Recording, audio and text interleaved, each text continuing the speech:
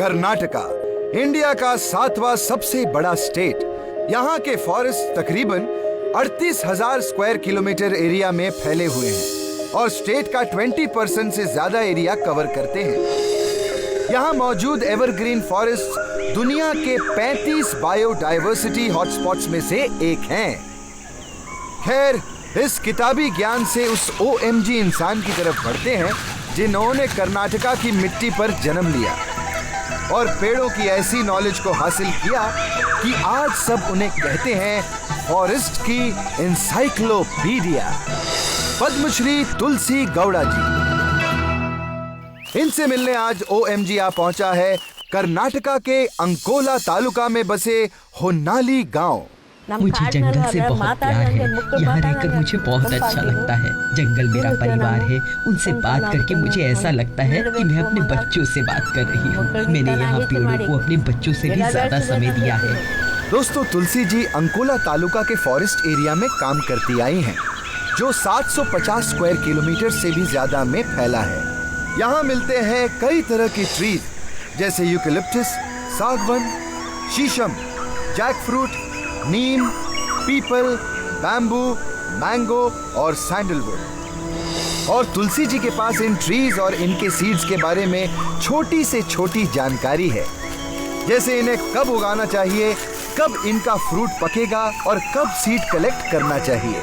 लेकिन तुलसी जी ने ये सारा ज्ञान किताबों से नहीं बल्कि इन पेड़ों के बीच जिंदगी बिताकर पाया है।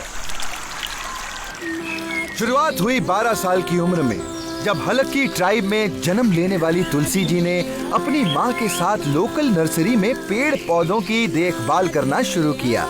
कुछ ही वक्त में उन्होंने पेड़ों की ऐसी नॉलेज हासिल कर ली जिससे वो सीड को सिर्फ देखकर या छूकर बताने लगी कि उसे ग्रो करने के लिए कैसा सॉइल, कैसा क्लाइमेट, कितना न्यूट्रिशन और कितना समय चाहिए।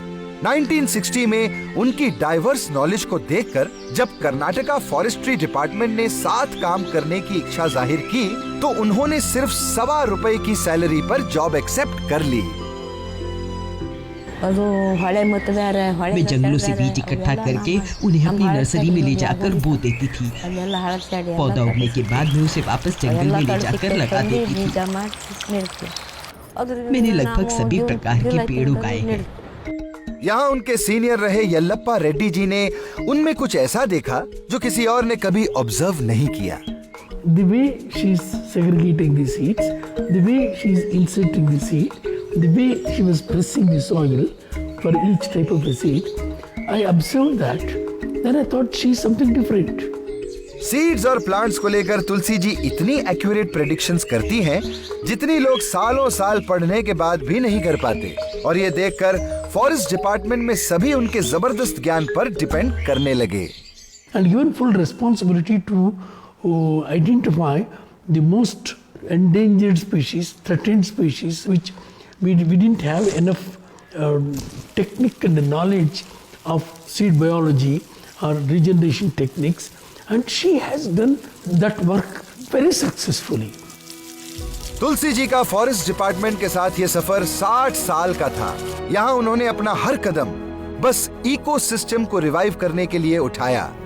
आपको पता है, उन्होंने लोकल प्लांट स्पीशीज की 300 से भी ज्यादा वैरायटीज के लाखों पौधे उगाए हैं और तुलसी जी के एफर्ट्स आज इन्हें एक्सटिंक्ट होने से बचा रहे हैं। दोस्तों, कर्नाटका के इस ग्रीन हैबिटेट को बचाना जैसे तुलसी जी का मिशन बन गया।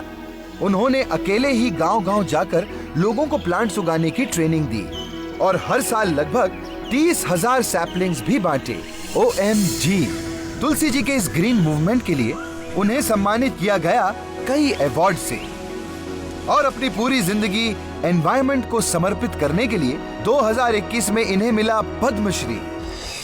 तुलसी जी, आप वाकई हम सब के लिए एक इंस्पिरेशन हैं। ऐसे दौर में जहां दिन ब दिन फॉरेस्ट घटते जा रहे हैं, आपने हमें ज्यादा से ज्यादा पेड़ लगाने का जो सबक सिखाया है वो वाकई काबिले तारीफ है।